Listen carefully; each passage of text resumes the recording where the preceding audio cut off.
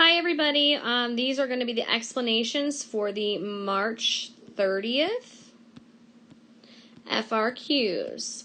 So I'm going to go ahead and start off with question number 1. Question number 1 says, the United States is currently in a recession.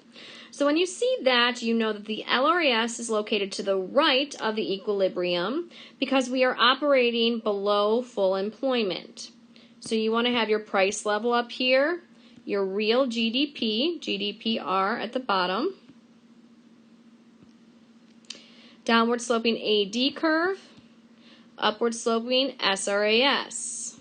And since the question 1 says we are in a recession, your LRAS is going to be to the right of the equilibrium. So LRAS, this is YF. On this, it says to label it, yes, YF. And then it also does say to label the real output and price level as YE and PLE. So you're going to go ahead and find your equilibrium. You're going to go doot, doot, doot, doot. That is your YE. And over is your PLE. So that is for part A of the first FRQ.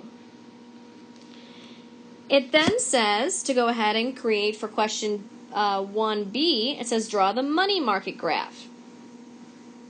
So your money market graph is going to be nominal IR, nominal interest rates, and this is going to be quantity of money. Your supply of money is going to be completely vertical. Your demand of money is downward sloping because there's an inverse relationship between nominal interest rates and quantity of money. You're going to label this as IR, and you're going to label this as Q. BI says, what open market operation could fix the recession? Now, remember, we're in a recession. Open market operation tells us, are we going to buy bonds or are we going to sell bonds? We need our AD curve to shift to the right. So what is going to cause that for open market operations is going to be buying bonds. So that's your answer for I. It also says, show the impact of the open market operation for the money on the money graph. So, showing the change is going to, if it's a monetary policy, it's going to change the supply of money. So then you're going to go ahead and have your supply 1 and your quantity 1, which cause then interest rates. You always want to do your doots, especially on the AP exam, so they can see the change. All right, let's go on to double I. Double I says, assume that no monetary policy was used, so no supply change on the money graph. What fiscal policy would use to fix the gap? Remember, you need AD to increase. So the two possible answers that you could have are going to be increasing government spending, and you can use the arrows on your explanations.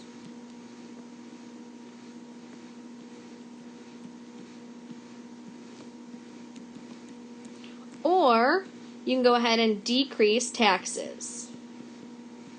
Either one of those are two fiscal policies that would fix the gap. All right, now we're going to go ahead and move on to C. Part C says, assume that now the country's government increases deficit spending. Draw a graph of the loanable funds market and show the impact of the country's deficit spending. So the loanable funds graph is going to be real interest rates.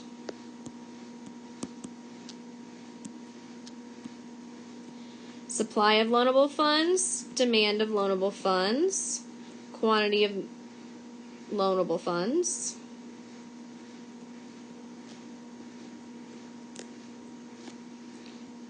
You're going to do your quantity and interest rate. So here is your loanable fund graph. Now remember, it says draw the loanable funds market graph and show the impact of a country's deficit spending. When we deficit spend, the demand of loanable funds is going to shift to the right.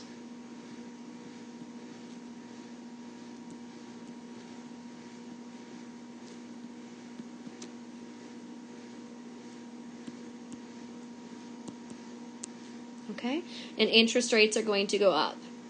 Now, technically on the AP exam, you could change the supply of loanable funds. So think about this logically. If you increase your demand for loanable funds, more people need loans, that will also decrease the supply of loanable funds since all the people are taking all the loans out and they're using them. So technically you could, on the AP exam, get credit for a supply shift to the left. Then on part C it says, how would an increase in deficit spending impact the money market graph? So if we spend more money, that means AD shifts to the right, how will that affect the money graph? So the money graph will cause the demand for money,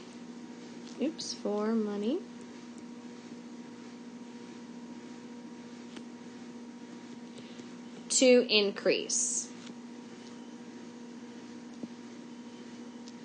Part D. Indicate how the real interest rate change you identified in Part C will affect investment in plant and equipment. So let's go back to Part C here. Notice that the interest rates, the real interest rates increased. So if real interest rates increase, let's just go ahead and write that down. Interest rates increased. Indicate how the real interest rate change will affect investment in plant equipment. So investment, this is going to be D. Investment in plant equipment, in plant and equipment. Plants are like the factories.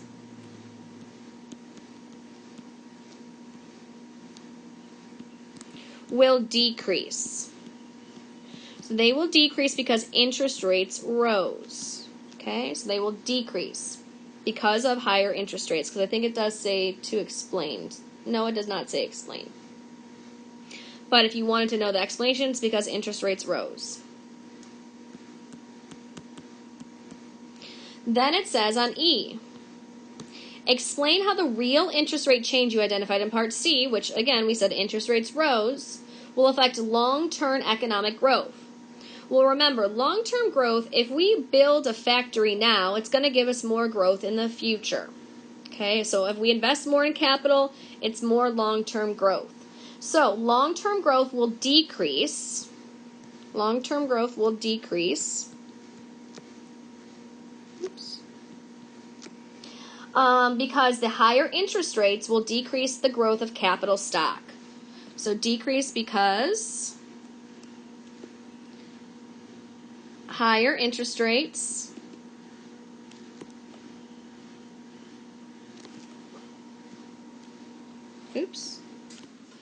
will decrease capital stock. Basically decrease capital.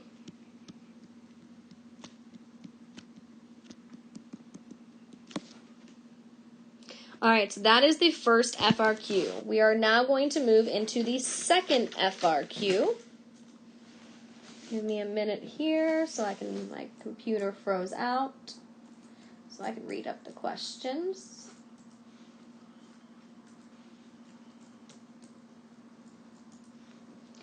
All right, so now we are in question 2 about the Phillips curve.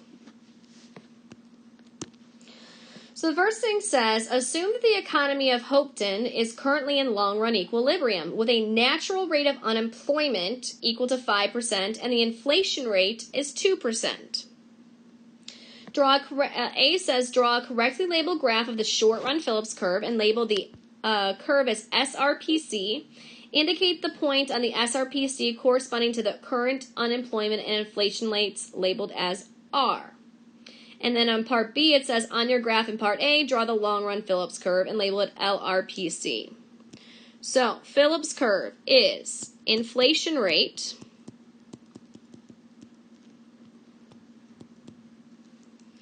and unemployment.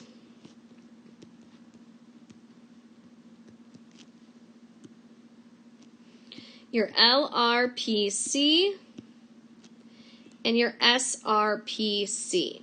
Oops, went over. But it gave us numbers. So anytime it gives us numbers, you want to go ahead and label the numbers. So if you go back to the top of number 2, it says we are currently in long-run equilibrium. The natural rate of unemployment is 5%. So natural rate is where the LRPC is. So that's 5%. And the inflation rate is 2%. It also set us to label points. So it says the current unemployment and inflation rates label as R. So remember, it said we are at full employment here. So this is R. All right, part C says, assume that the government of Hopeton increases spending to finance repairs and maintenance of a country's infrastructure. How will such an increase in spending and unemployment and inflation in the short run? So how will it affect the unemployment and inflation in the short run? So you don't actually have to draw this graph, but I want to go ahead and show you the process of it. So we have our price level, we have our GDPR, our SRAS, and our AD. And then here it says that the government increases spending. So when the government increases spending, AD goes ahead and shifts to the right. And remember, we are in full employment, so we do need our LRAS on there. Okay. So if the government increases increases spending, that puts us into an inflationary gap.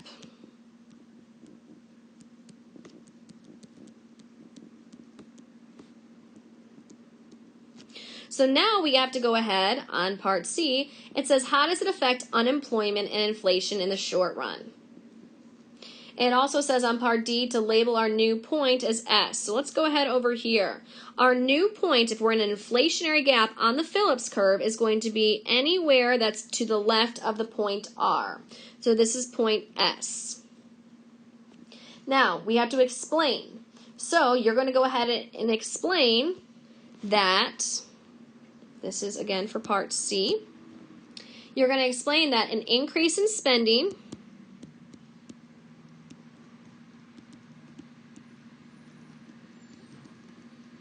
increases AD. When AD increases, let's go ahead back to our thing. When AD increases, inflation rises and unemployment goes down.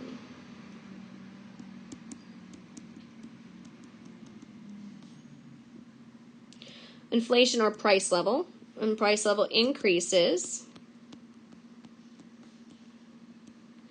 and unemployment goes down or decreases.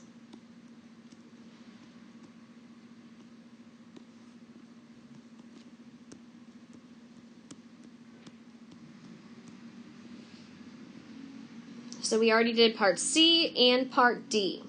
And the last question is E. Following the increase in government spending, workers demand and receive higher wages. What happens to the SRPC as a result of the higher wage? So basically over here, it's telling us we're going into long run because workers demand and receive higher wages.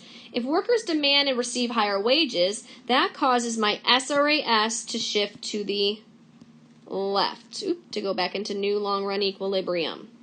All right, so when the SRAS shifts to the left, that goes ahead and causes the SRPC, let's go back here, the SRPC to shift to the right.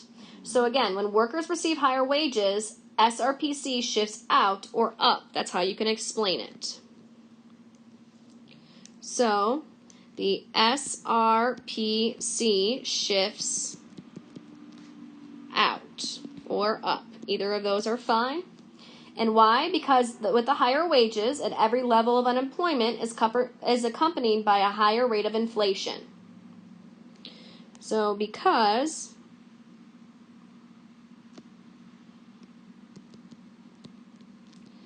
higher wages cause